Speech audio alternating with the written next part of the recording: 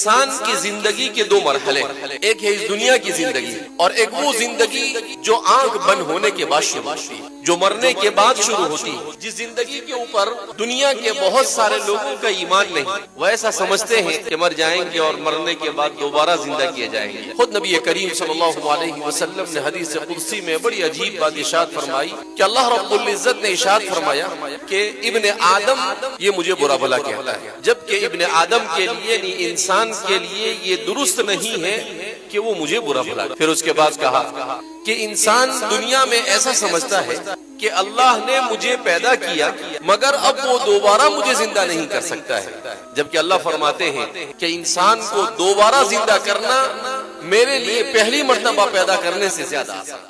ہمارے یہاں پر شہیدوں پہ ماتم نہیں منایا کرتے، شہید ہوئے تو ظاہر سی بات ہے ان کا مقام اور مرتبہ بہت بلند ہے، ہمیں افسوس ضرور ہے کہ حضرت حسین جیسی عظیم ہستی کو شہید کر دیا گیا، مگر اس پر ماتم منانے کا حکم نہیں ہے۔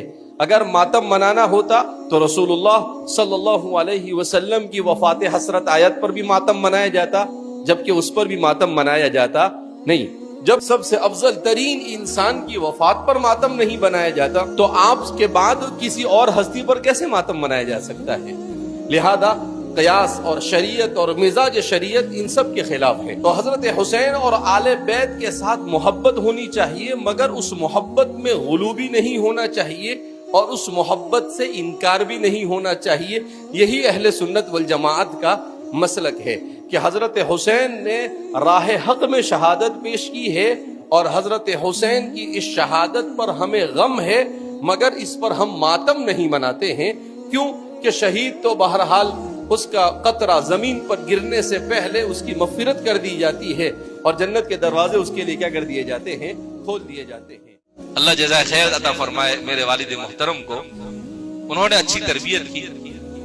تو آج کیا ہے، روزانہ الحمدللہ ان کے انتقال کو 40 دن ہو جا رہے ہیں، لیکن ایک دن ہی ناگا نہیں گیا، میں فجر کی نماز کے بعد ذکر کرتا ہوں، ذکر کر کے ان کی قبر پہ جاتا ہوں اور سورہ یاسین کی تلاوت کرتا ہوں اور کچھ قرآن پڑھتا ہوں، اس کے بعد میں گھر جاتا ہوں۔ تو یہ انہوں نے ہماری تربیت اچھی کی، تو آج ان کو انشاءاللہ قبر کی زندگی میں بھی کیا ہے، سکون ہی سکون ہے۔ الحمدللہ 40 دن سے ان کی قبر پہ جاتا ہوں، دن میں جاؤں رات میں جاؤں، کبھی ایسا نہیں ہوا کہ ان کی قبر پر کوئی نہیں ہو، 2-4 لوگ ہوتے ہی قرآن پڑھنے والے۔ تو اس لیے میرے بھائیو دوستو اور بزرگوں، دین ہوگا تو کامیابی ہی کامیابی ہے، دنیا میں بھی اور آخرت میں بھی، اور دین نہیں ہوگا تو ناکامی ہی ناکامی۔ ابھی میں پرسوں ایک جگہ پر گیا پربھنی، تو کچھ نوجوان علماء تھے، ان نوجوان علماء نے زبردستی میں نہ کہا اتنا دور کیسے آنا، لیکن لے گئے وہ لوگ، کہا کہ ہم نے رمضان کے بعد اعلان کیا کہ 6 سال 7 سال 8 سال کی عمر کے جو بچے 40 دن تک نماز پڑھیں گے، ایک بھی نماز نہیں چھوٹے گی ان کو ایک سائیکل ہے، بڑا شہر ہے مسلمانوں کا، تو کہا کہ ہم نے 10 سائیکل رکھے اور وہ ہم نے ڈائری تقسیم کیا کہ بھئی نماز پڑھنے کی، تاریخ لکھنے کی اور امام صاحب کی سائن لینے کہ بھئی ہاں جماعت کے ساتھ نماز پڑھی۔ تو ماشاءاللہ اس شہر میں کتنے بچوں نے نماز پڑھی معلوم؟ 260 سے زیادہ بچوں نے 40 دن میں ایک بھی نماز نہیں چھوڑی۔ تو وہ کہتے ہیں کہ ان بچوں، چھوٹے چھوٹے بچوں کو جب مسجد میں آتے ہوئے دیکھا تو نوجوانوں نے کہا کہ اللہ اتنے بچے، چھوٹے چھوٹے بچے نماز پڑھے، اپن کیوں نہیں پڑھے؟ تو نوجوانوں نے بھی نماز پڑھنا کیا کر دیا، شروع کر دیا۔ گھر کے اندر میں ماں باپ کہے کہ یار بچے وہ ایسا کہتے کہ فجر میں نہیں اٹھایا تو دیکھنا پھر میری فجر نہیں جانی چاہیے، تو ماں باپ بھی اٹھے، ماں باپ بھی نماز پڑھے اور باپ بھی بچے کو نماز پڑھنے کے لیے جائے۔ اگر باپ نہیں اٹھے تو بولے ماں مسجد میں لے آ کے مسجد میں چھوڑ کے جا، چاہے جذبہ۔ تو کہا کہ ان بچوں کی برکت سے نوجوانوں میں بھی بہت ساروں میں نماز آ گئی اور ماں باپ بھی نماز پڑھنے لگے، تو نماز زندہ ہو گئی۔ اور جس دن مسلمان 100% نمازی بن جائیں گے، خدا پاک کی قسم دنیا کی کوئی طاقت مسلمان کا بال بیٹھا نہیں کر سکتی۔ ہم کو 100% نمازی بننا، کیسا بننا پڑے گا؟ 100%۔ تو انہوں نے پروگرام رکھا، 25 سائیکل تھی، تو ایک آدمی نے کہا کہ بھائی ہماری مسجد میں جتنے بچے نے نماز پڑھی ان میں سے اگر 2 کو سائیکل ملی اور 10 کو نہیں ملی تو ہم مسجد والے مصلی مل کر ان کو دوسرے 10 کو سائیکل دیں۔ تو سب مسجد، مجھے ایسا لگتا ہے کہ شاید سبھی بچوں کو سائیکل مل گئی۔ تو پھر ان کو نماز کی اہمیت بتائی اور اس کے بعد میں نے کہا کہ بھائی دیکھو قربانی والوں ماشاءاللہ بہت اچھا کام کیا آپ۔ اب ان بچوں کو کہا کہ اب 40 دن نہیں، ابھی پوری زندگی ایک بھی نماز نہیں جانی چاہیے۔ ان سے کہا کہ آپ بھی عہد کرو کہ انشاءاللہ آج کے بعد موت تک کے ایک بھی نماز ہم چھوڑیں گے نہیں۔ تو ماشاءاللہ سب مرد عورت 10-15 ہزار لوگ تھے، سب نے عہد کیا کہ بھئی آج کے بعد ایک بھی نماز ہم چھوڑیں گے نہیں۔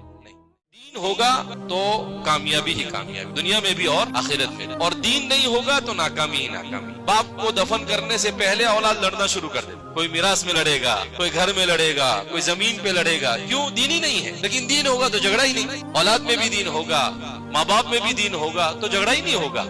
وہ تو کہیں گے بھائی جو ملا وہ، بس میرا باپ مجھے نیک انسان بنا کے گیا، میں اس کا بہت بڑا احسان ہے۔ اس لیے میرے بھائیو، دوستو، بزرگوں، ہمیں فکر کرنی ہے اس چیز کی کہ اپنی اولاد کو دین سکھایا جائے، اپنی اولاد کو مسجد سے علماء کے ساتھ جوڑا جائے، اور اپنے آپ کو بھی نماز کا پابند بنایا جائے۔ تو انشاءاللہ کوشش کریں گے نا، اللہ رب العزت ہم سب کو صحیح معنی میں دین کے ساتھ والہانہ تعلق نصیب فرمائے۔ اللہ رب العزت ہمیں اپنی ہماری اولادوں کو ہماری آنکھوں کی ٹھنڈک بنائے، ہم سب کی زندگیوں کے اندر میں اللہ دین کو زندہ فرمائے۔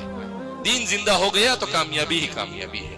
فمن زحزح عن النار وادخل الجنة فقد فاز، جو جہنم سے دور کر دیا گیا اور جنت میں داخل کر دیا گیا، حقیقت میں وہی کامیاب ہو گیا، وہی کامیابی اصل ہے۔ باقی ساری کامیابیاں دنیا کی کامیابیوں سے کچھ نہیں ہونے والا، یہ سب یہیں رہ جائے۔ اصل کامیابی مرنے کے بعد اللہ کہے جائے بندے میں تجھ سے راضی ہوں۔